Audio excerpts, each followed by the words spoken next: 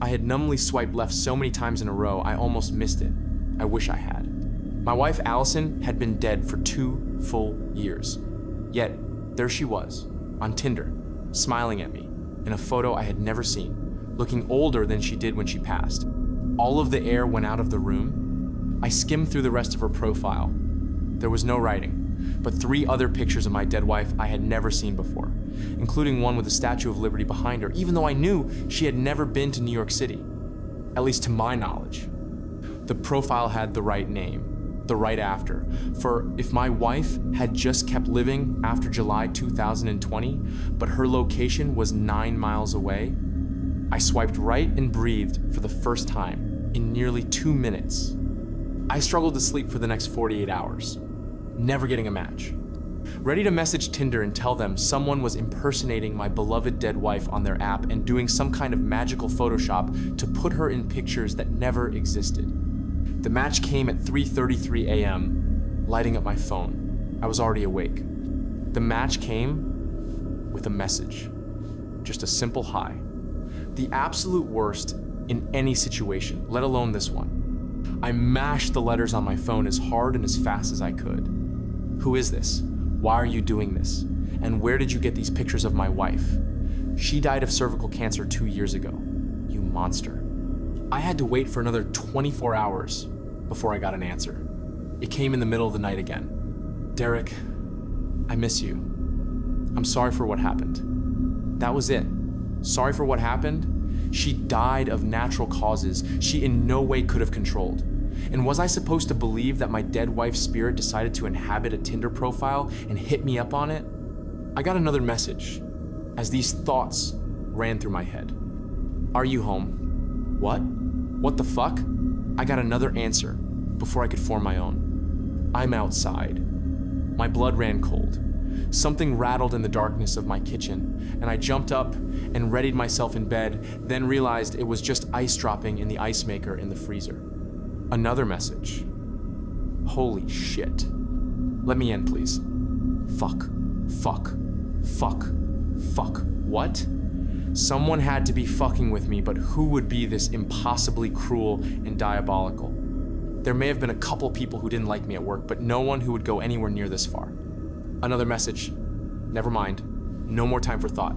Just reading. Never mind. I got in. I heard the front door of my house close and I tightened up in my bed. I started to write back. Why? I'm a dumbass. I don't know. Another message rang in before I could shoot mine off.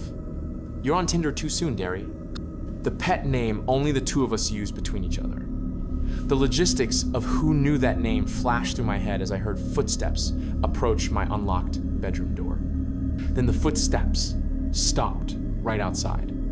They were accompanied by a fresh message in my inbox. You were supposed to mourn me, not try to fuck 23-year-olds on Tinder. Oh my God. I realized right there that it was even following Allison's quirk to impeccably punctuate any kind of message, even if it didn't matter, putting the dashes into 23-year-old. I spoke, finally. Allison, I'm sorry. I love you. I miss you. I've been sick to my stomach for 2 years, but I had to move on. I threw up most mornings for almost a year. I was wrecked. I couldn't work. I couldn't do anything, but I'm finally starting to put it together. I pleaded into the wood of my bedroom door. My throat went dry. I couldn't speak anymore. Too choked up. Just like I had been when I tried to give Allison's eulogy. I'm fucking sorry. Everything hurts. Every day. You're my only love. Forever. I barely got the words out. I couldn't hear or see anything, but I could sense someone out there on the other side of the door. Then I heard footsteps walk away. Then I heard my door close again. I checked the app. I had a message waiting for me. Okay. Goodbye. XO. I felt like my spine tried to climb out of my body. My entire being went numb. I couldn't feel anything other than an odd, disconnected pain. It was her. I walked out to the front door and looked outside. There were no signs of life. I went back to my phone in the bedroom. Allison's profile had been deleted. I felt okay. Until a couple of nights ago, after I came back from a date with a 26-year-old I met off of Tinder. I came home tipsy after a few drinks and a makeout session in my car. on a high. I checked the app to see photos of the girl whose tongue had just been in my mouth and noticed that I had a new like. I had my account on premium so I could see who it was. It was Allison again, but with the same profile. She was only 1 mile away. I swiped right. Let's see where it goes.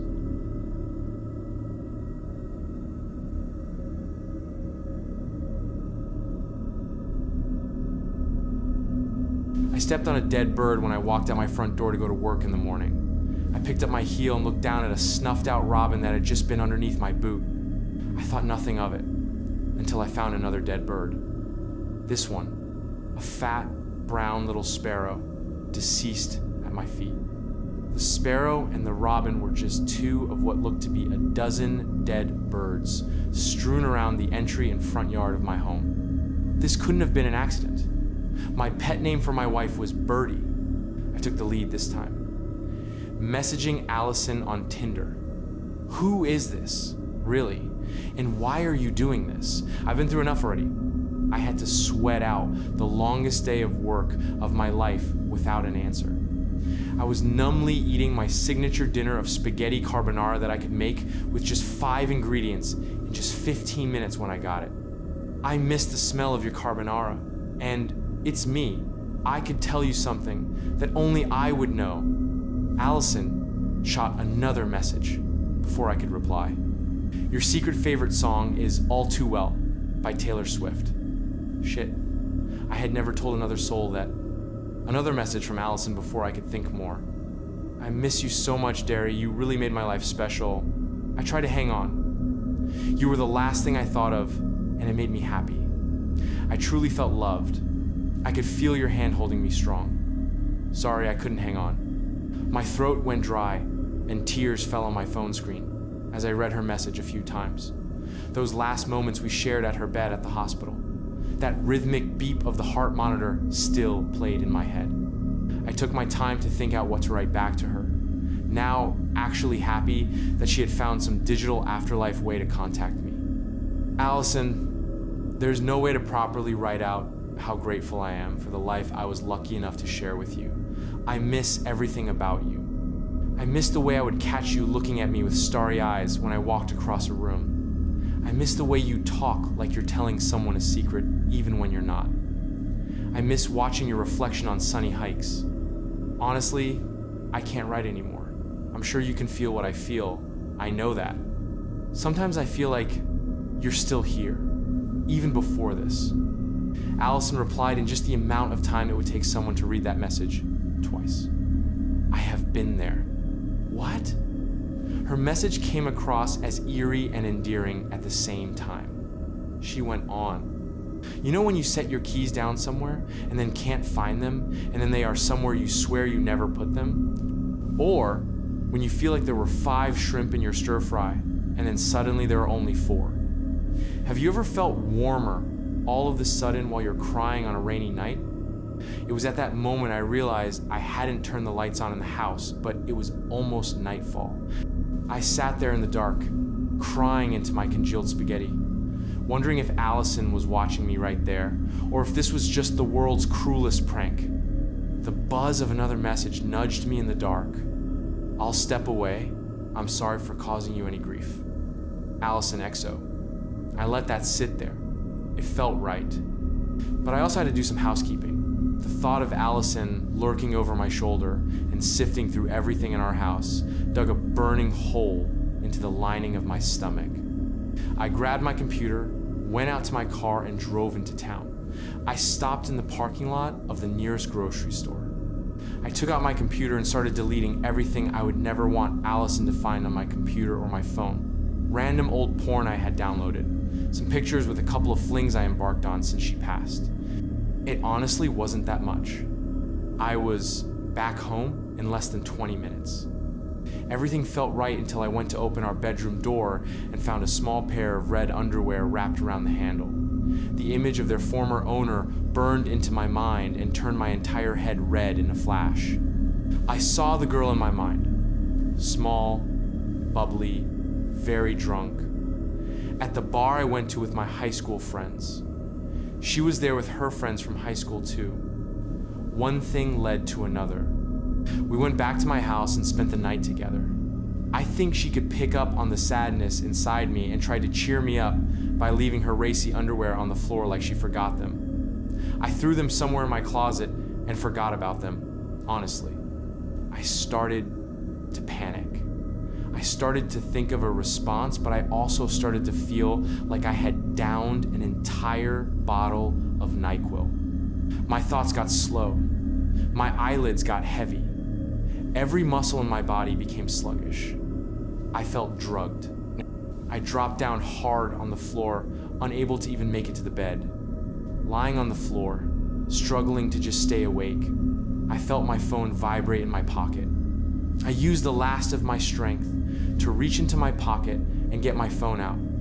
I had a message from Allison Y.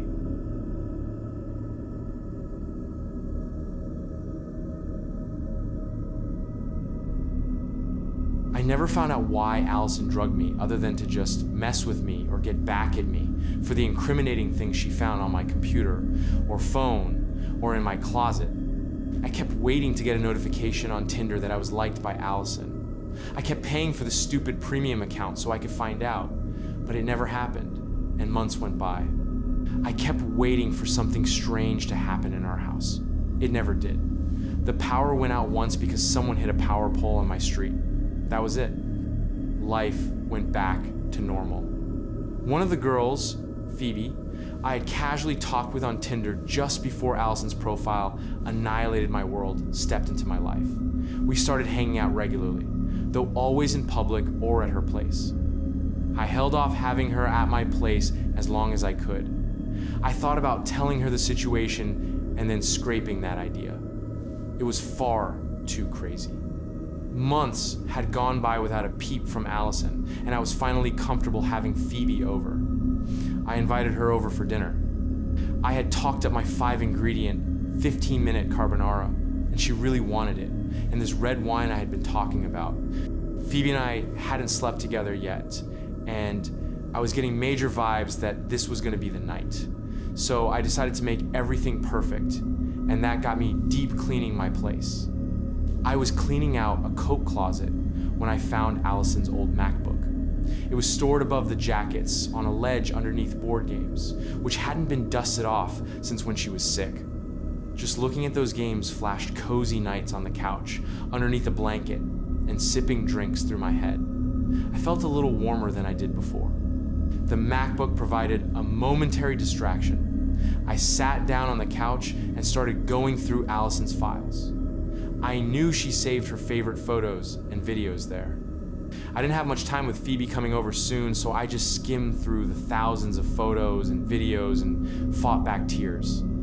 It was all going sadly and sentimentally smoothly until I saw a large chunk of bare skin in a swath of photos. Allison's bare skin. I stopped on the photos. I had never seen them before. At least I don't think I had. Allison was either nearly naked or close to naked in them, and posed seductively, but not pornographically. Think old school Playboy photo shoots. They were all in a fancy hotel room I didn't recognize. I saw some cityscape through a window, but couldn't make out which city it might be. What the fuck was this? Who took these photos? I dove into the photos and examined every one like a skilled detective, looking for any clue I could. I got the biggest clue and relief I ever could have gotten when I got to the last one, and it showed Allison naked, sitting on the bed, holding a sign written in cursive that read, "I love you, Derry." Oh. Okay. Crisis averted. Back to cleaning the house. This wasn't to say my suspicion wasn't still raised at least a touch. Would throwing that last one photo with the sign in been a cover your ass move in case I found the photos which were intended for someone else? It's at this point I should divulge that Allison and I didn't always have the most perfect relationship, and neither of us were pillars of mental stability. Allison grew up in a hard luck family. Her mom had her at 19, and her dad split very early, and she barely knew him. He only came around for occasional life events and lived somewhere in Florida, possibly on a boat. I didn't care enough to get much more, and he didn't care to volunteer. Her mom was fine. She wasn't the cliche young single mom who had a bunch of abusive boyfriends or anything. She held it down just fine and always had a job and avoided significant others. The problem was Allison's extended family.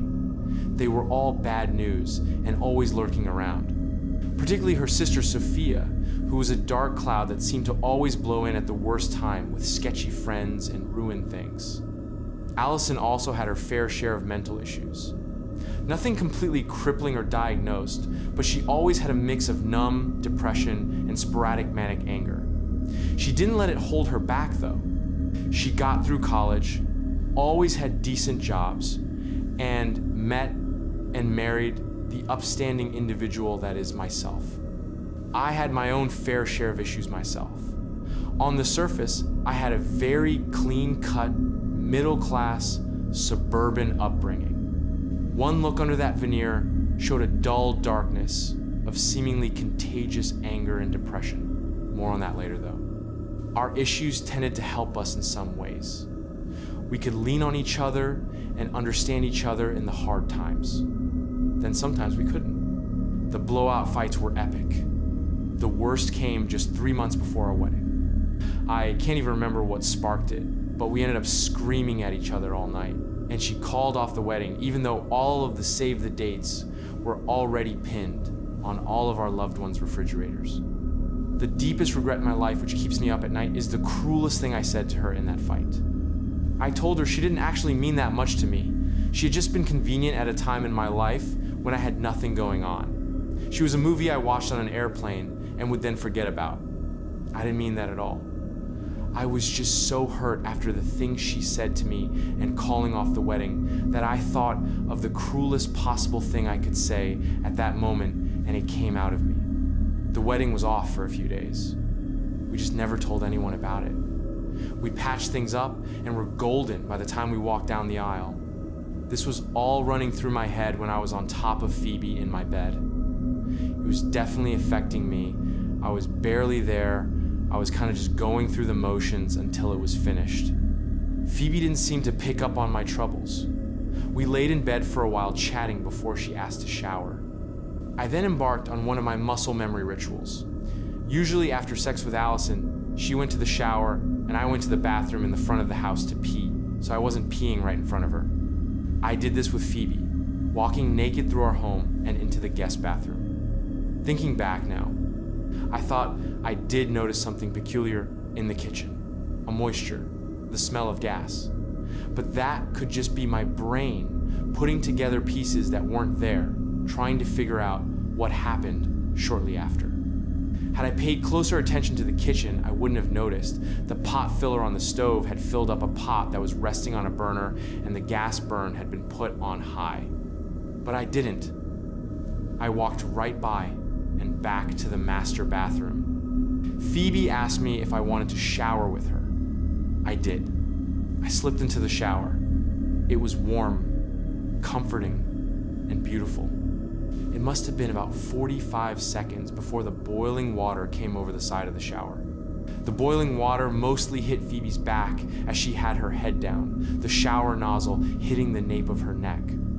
I watched her reach back as the scalding water scorched her, and I watched the soft skin on her back liquefy and slip away as she clawed at her back in a pained frenzy.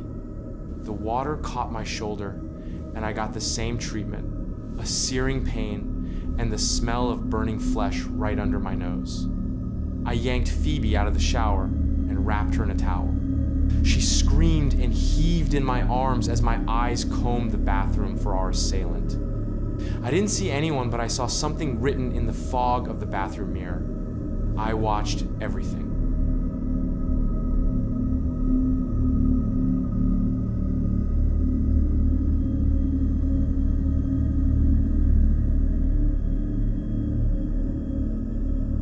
Phoebe thankfully accepted that the shower incident was an issue with the water heater. She apparently didn't see Allison's message on the bathroom mirror. She understandably walked away from our relationship after that night though, and I didn't fight to keep her around. I needed a break from anything intense anyway. A few weeks later, I woke in the middle of the night to the sound of a baby crying. I knew where it was coming from, and I knew why it was there. Allison wanted nothing more than to have a baby, and I wanted to give that to her. We tried shortly after getting married, and it didn't take long to get pregnant. She knew it was a girl. We painted the guest room pink. We bought girls baby clothes and a pink crib. We set it up in the guest room, even though there were still 6 months to go. We were never happier. Allison miscarried. That's all I'm capable of writing about the situation. We kept trying after that with no success, and it actually led to the discovery of her cervical cancer. The most painful part of me couldn't help but wonder if the cancer came from or had something to do with the miscarriage. After the diagnosis, we just tried to enjoy each other. We didn't get much longer together. I walked to the closed door of the guest room and could hear the baby crying on the other side of it. I gave it a second, wallowing in the pain of it all before my anger with the world boiled over inside me and I threw the door open. My brain was prepared to see the room empty, the way it had been since the miscarriage. Instead, I saw that pink crib in the far corner, and I saw Allison standing there in front of it, her back to me, dressed in her sheer nightgown, the fabric barely clinging to her lithe frame. It broke my heart to see that she was looking down at nothing in the crib. The sound of the baby crying stopped. It was replaced by Allison's familiar, staggered whimper. I was no longer scared. I was sad. Allison spun around, and I saw her face for a breath, her pale green eyes dancing across my vision for just a second. She sent a piercing scream at me. Then she was gone, and I was alone. Worse yet, I felt something walk past me while I was standing there in the door, numb. Was it her? I cleaned out all of the baby stuff the next day and donated it. We had hung on to it in hopes that we would have another one, and that was never going to happen. In the collection of baby stuff was a box of congratulations cards from after we told our family and friends that we were expecting. A card from Allison's cousin, Leisha, triggered my memory. Leisha was a medium. The skeptic in me wanted to write Leisha off, but I hadn't told her I was coming, and she had photos of Allison, and I already waiting on her working table in her living room that smelled like stale weed. She told me she knew I was coming. Allison hadn't contacted her, but she had felt her presence in the weeks before. Leisha explained to me that at some point in the history of their family tree, that Allison's family crossed something they should not have crossed, and their bloodline was infected by a curse that carried all through every member of the cursed family. It seemed that even those who weren't as afflicted by the internal demons as others, like Allison, something tragic always happened to them. Fatal car accidents, brain tumors, heart attacks at a young age, cervical cancer. Everyone was dragged down into darkness somehow, even if they tried to fight it by succeeding in life. Leisha comforted me by explaining there was nothing I could do for Allison, and I did the best I could, giving her love while I was able. She held my hand while explaining all of this. I told Leisha about what had been happening with me and Allison. She took a long hit off a vape after apologizing for doing so, and she shook her long, frizzy hair into her face. She gave herself some time to connect with whatever she was channeling, and she squeezed my hand impossibly hard for a woman who looked like she couldn't have been more than 100 pounds soaking wet. Leisha explained that Allison's family being around when she passed onto the other side was not a good thing. She thinks their dark energy infected her as she passed over, and she may have been infiltrated by a darkness or a demon on the other side, and now that darkness was taking over her and pushing her towards me. She also explained that darkness or demon lived in the cancer that killed her, and it may have been affecting her from the very first sprout of it, getting into her brain, creating that anger that hurt our relationship. She insinuated something about the miscarriage, but stopped herself.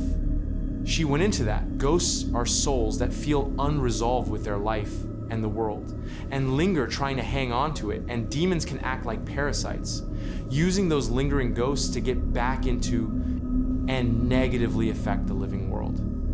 This may have been what was going on with Allison. Leisha explained the only way to start keeping the last shreds of Allison's stolen and shredded spirit was to get rid of every single I was holding on to that was her, physically and digitally. I didn't want to do it. She assured me it was the only way. She also said I had to get rid of the tattoo Allison gave me. What? Leisha gave me a mirror and showed me the tiniest little letter A etched in black ink behind my left earlobe. I remembered a scab and pain there just after the boiling water incident in the shower. I wrote it off as part of the scalding and healing process and had never looked behind my ear. She explained, Allison must have given it to me around that time while I was sleeping. Leisha also insisted I move out of the house we lived in together. I agreed and followed through with it, moving in with my parents. I went back to the house and started cleaning out all of Allison's things.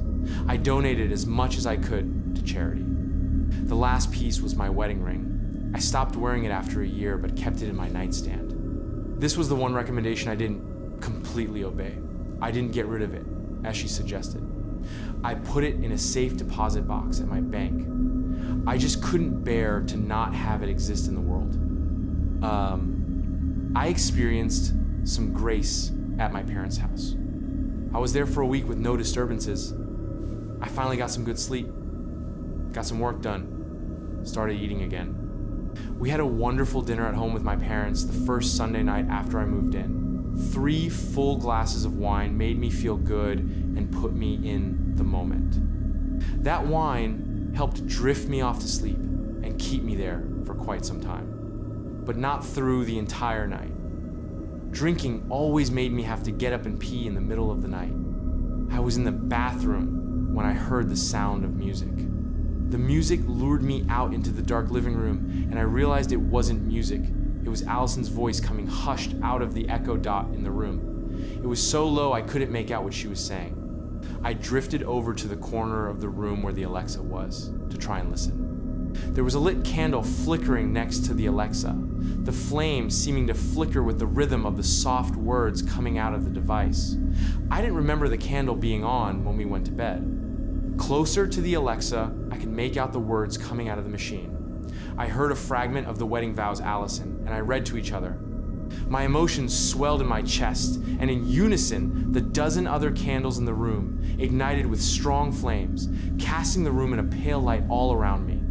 For a second, I saw a glimpse of someone standing in front of me, next to the Alexa, but then a swift gust of wind came through and knocked all of the candles over, and the image of the person was gone.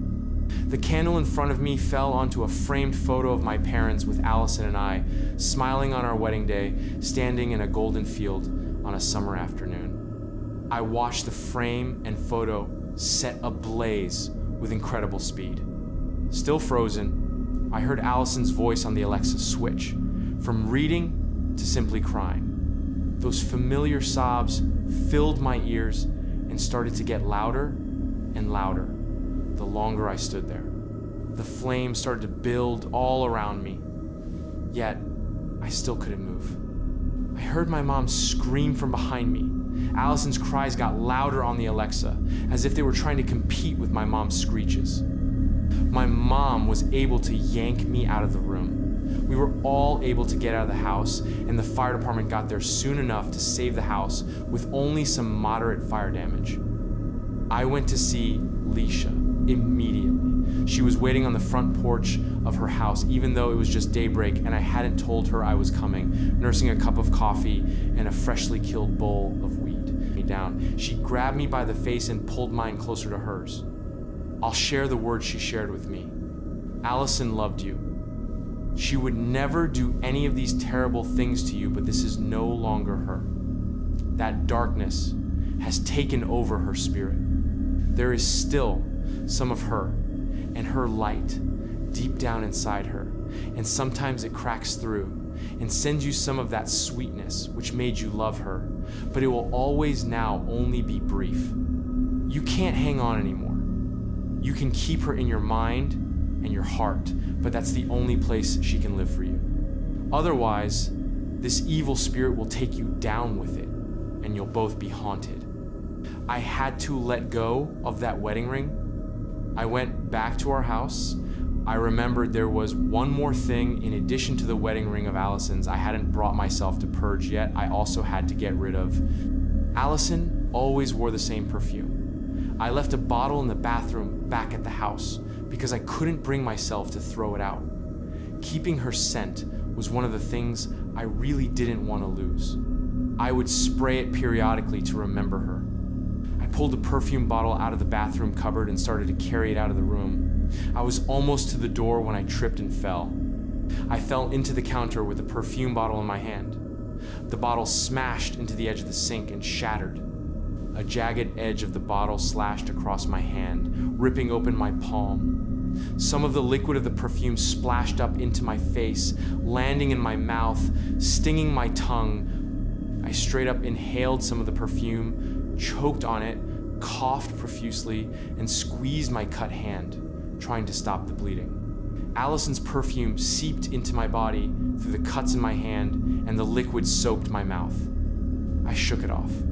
The wounds on my hand didn't require stitches, and that awful taste eventually evaporated off my tongue. I went to the bank and got into my safe deposit box. The only thing in there was my white gold wedding band, staring at me as soon as I slid open the drawer. I scooped it out of the drawer and slipped it onto my ring finger. How loose the ring was on my finger crushed me. Allison was an excellent cook, and not having her around cooking for me and my general depression since she got sick had whittled down the girth of my fingers. The thing would barely even stay on my finger. I intended to take the thing right back off. I didn't. Yet I walked out of the bank with it on. That's when the descent started. I was living in a hotel room while the fire damage at my parents' house was repaired.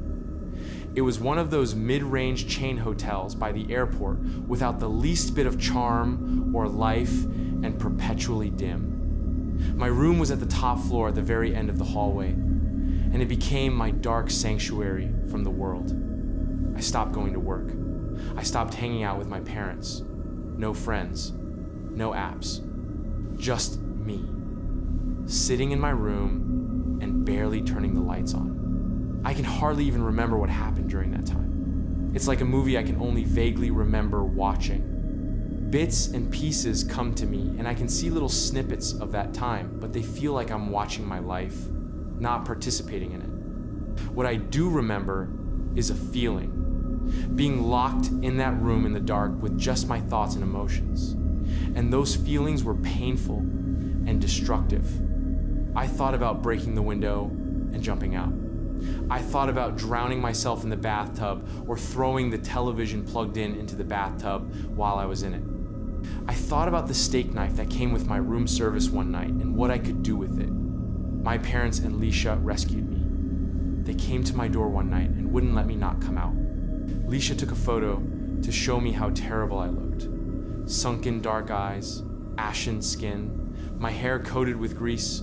I looked like a person who had been living on the street instead of a Holiday Inn Express. But then came the worst part. I had only been in the room for a little over 48 hours. It was like my deterioration was in warp drive. I had seemed to age 10 years in a day. Whatever came into me through that perfume had carried me to hell. My parents were major skeptics and were freaked out about Leisha contacting them because she was worried about me. However, they were completely understanding and open-minded about the dark power of everything that had happened with Allison, so they let Leisha in the room with me, alone. Leisha examined me with a horrified look on her face the entire time. I was just starting to come to, and the dire nature of the faces and sounds she was making were throwing me into a panic. Leisha was going to have to do an exorcism. The power of the darkness was too deep inside of me to do anything else. Going and throwing my wedding ring into the river wasn't going to be enough at this point. I thought that was going to mean just lighting some candles, burning some sage, holding some crosses, and making some pleas to the Holy Spirit. Leisha quickly informed me this was not the case. I watched as Leisha pulled out a syringe, a vial of clear liquid, and a little rubber hose, a setup that looked like it would be for shooting heroin. She told me the liquid was holy water as she pulled out a blindfold. I didn't believe in God. So how was that holy water going to work? She explained, The darkness could be affected by something that simply believes in being clean, being holy, being a light, and not a dark. Holy water was the best she could do for that, even though she didn't believe in God either. Leisha blindfolded me and tied me to the bed. I didn't know it was coming when she slipped that syringe into my arm. I got the biggest head rush of my life when she dropped the plunger down and I felt myself melt into the soft mattress of the bed. I suddenly couldn't move. Everything was dark, but I felt like I was riding on Space Mountain, cutting through the darkness at breakneck speed. Then it all started to slow, and a familiar voice drilled into the back of my head. It was Allison, the old Allison. Derry? Her soft voice, kind, again, floored me. I couldn't answer before she spoke into me again. What happened? I took in a deep breath that felt like I inhaled the entire universe into my suddenly heavy chest. I started communicating back to Allison's spirit in the void. You've been torturing me. You've ruined my life. You have to stop. You have to let go of me. But please don't let go of me. It couldn't hurt more to do what I had to do. I was surprised I was strong enough to start forming the statements in my head that I did. I won't forget you, but I have to let you go, Birdie. I will never forget you, but I'll let go of my hold on you, and you have to too. She didn't respond. Please, Birdie, I have to go on. I'm falling apart. That's not me who is torturing you. I know your pain. I love you. My clear head allowed me to feel something I don't think I would have felt without Leisha's assistance. I could feel that darkness seeping into Allison, like it was filling her blood. I felt it was getting injected into her, like that holy water into me when she took those pregnant pauses. I could feel the rage building. I could feel it sucking me into myself. I started to lose my cool. She stopped placing words into my mind, and instead I fell into just a feeling of her pulling me deeper into the hole I was in. I started to feel like I couldn't fight it anymore. Then the voice came into my head, but it was lower, colder, darker this time. Just stay with me. It was a dark whisper in my ear, and I wanted to give into it. I could just let go. It would be easy. It would be nice to stay with her. I felt her nails dig into me, and something switched inside of me. The pain, the sting of it. It was familiar, and it woke me up. I'm sorry. I have to go. Allison stopped talking again. Instead, she just dug those nails deeper and deeper into me. But I fought it. I pushed myself away, out into space, into nothing. I apologized one more time without words, and then I felt myself float away. I felt Allison's rage turn to sadness as we parted ways, and I felt control start to come back to my body. I could feel it was her. This was not the family darkness, not what took over her, not that demon. It was just her, and she was saying goodbye now. Goodbye, Derry. I love you. I'm sorry. All of the feeling returned to my body just as I absorbed hearing what I always needed to hear. I was ready to go back. I could feel myself crossing back to being in that plain hotel room by the airport. I could hear Leisha's voice calling me back. I didn't say anything, but I reached my arms out as far as I could, and for the slightest, softest of moments, I felt my hand brush against Allison's, feeling the rough scrape of the diamond of her engagement ring press into the inside of my hand. I woke up on the bed, Leisha's face pressed up against mine. Relief washed all over her face. How do you feel? She asked, plenty of worry still on her face. I felt the best I had in a really long time. I felt like I had truly exorcised a demon. Holy water could really do all that?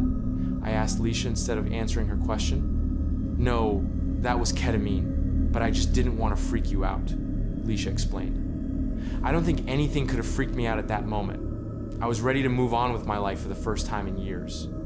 I'm writing this a few years after it all happened. It took me that long to really absorb and remember it all and be able to properly retell it. Things have returned to normal.